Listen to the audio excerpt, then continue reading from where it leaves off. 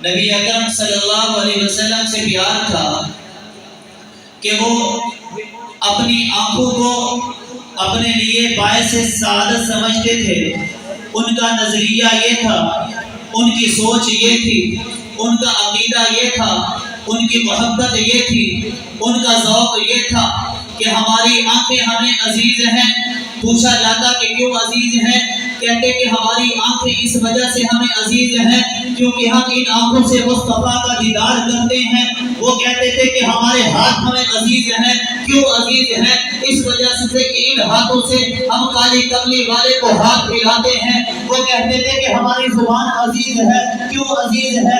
اس وجہ سے کہ اس زبان سے ہم پیارے نبی صلی اللہ علیہ وسلم سے گفتگو کرتے تھے۔ ایک صحابی رسول بیمار ہوئے، صحابہ کرام ان کی عیادت کو آئے، ان کی بینائی جا چکی تھی اور جب عیادت کرنے کے لیے آئے تو وہ کہنے لگے کہ مجھے اپنی بینائی کے جانے کا کوئی دکھ نہیں ہے، اس وجہ سے کہ ان آنکھوں سے جس کالی کملی والے کا میں دیدار کیا کرتا تھا آج وہ دنیا سے جا چکی ہے۔ اب ان کے چلے جانے کے بعد مجھے اپنی بینائی کے جانے کا بھی کوئی دکھ نہیں ہے، مجھے اپنی بینائی کے چلے جانے کا کوئی افسوس نہیں ہے۔ ہاں کہ ایک صحابی کے بارے میں آتا ہے، پیارے نبی صلی اللہ علیہ وسلم کی وفات کی خبر انہیں ہوئی، وہ مدینہ سے دور تھے۔ جب انہیں پتہ چلا کہ کالی کملی والے کا انتقال ہو چکا ہے، ان کے عشق نے، ان کی محبت نے انہیں اس بات پر آمادہ کیا، رب کے سامنے دعوت پھیلا دیا، کہا کہ ربا میں مدینہ میں جایا کرتا تھا، میں مسجد نبوی میں جایا کرتا تھا، جب میں جاتا تھا کالی کملی والے کا دیدار کیا کرتا تھا،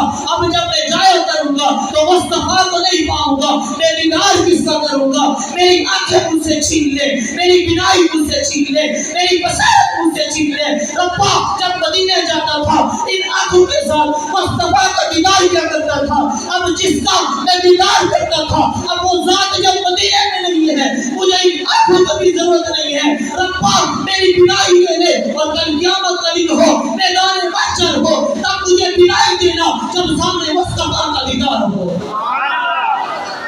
صحابہ کا یہ عشق، صحابہ کے دل میں یہ محبت، صحابہ کے دل میں آقا نامدار محمد رسول اللہ صلی اللہ علیہ وسلم کا اس قدر عشق کہ لا یؤمن احدکم حتی اکون احب الیہ من والدیہ کی 100% عملی تصویر صحابہ کرام نظر آتے ہیں۔ غزوہ بدر ہے، ایک طرف صحابہ کا لشکر ہے، ایک طرف کفار کا لشکر ہے، ایک طرف محمد صلی اللہ علیہ وسلم کے زیر کماں صحابہ کرام لڑ رہے ہیں، دوسری طرف ابو جہل کے زیر کماں اللہ کے دشمن رسول اللہ کے دشمن کمر بستہ ہے۔ وہ دیکھو تاریخ کی تاریخ بتاتی ہے، سیرت کی کتابیں بتاتی ہیں، ابو عبیدہ بن جراح سیرت کی کتابوں کے اندر آتا ہے غزوہ بدر کے اندر کالی کملی والے کے جھنڈے تلے لڑ رہے تھے، باپ کے سامنے مقابلہ ہو گیا، باپ ابو جہل کی فہرست کے اندر ہے، بیٹا محمد رسول اللہ کی صف کے اندر لڑ رہا ہے،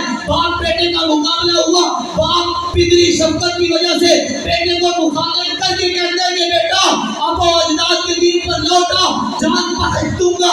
بیٹا کہتا ہے ابھی بھی وقت ہے، اللہ کے دین کی طرف لوٹا، میں تیری جان بخش دوں گا۔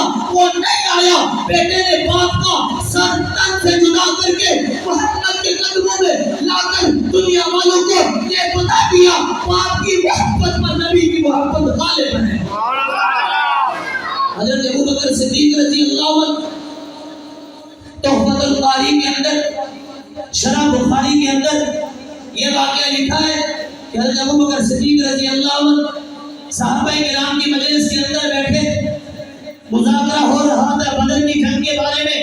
حضرت عبد الرحمن ابن عوف رضی اللہ عنہ بھی موجود تھے۔ کہنے لگے ابا جان آپ کو بدر کی لڑائی یاد ہے نا؟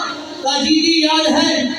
کہا کہ ابا جان بدر کی لڑائی میں نا آپ میری تلوار کی زد میں آتے آتے بچ گیا، میں نے باپ سمجھ کر آپ پر وار نہیں کیا، باپ سمجھ کر آپ کو چھوڑ دیا۔ صدیق اکبر رضی اللہ عنہ کے جملے دلوں پر نوٹ کر لیجئے۔ صدیق اکبر رضی اللہ عنہ فرمایا کہ بیٹا تو نے مجھے باپ سمجھ کر چھوڑ دیا، بار بار چھوڑا، اگر تو میرے سامنے ایک بار آتا میں تمہیں بیٹا سمجھ کر نہ چھوڑتا بلکہ محمد کا دشمن سمجھ کر قتل کر دیتا۔ یہ لوگ وہ تھے اولاد سے زیادہ، والد سے زیادہ ان کے دلوں میں اگر محبت تھی تو کالی کملی والے کی محبت تھی۔ میں اسی پر اپنی بات ختم کرتا ہوں. اکابرین کی موجودگی میں زیادہ وقت نہیں لینا چاہتا.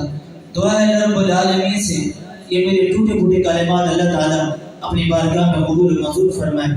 وما علینا الا البلاغ.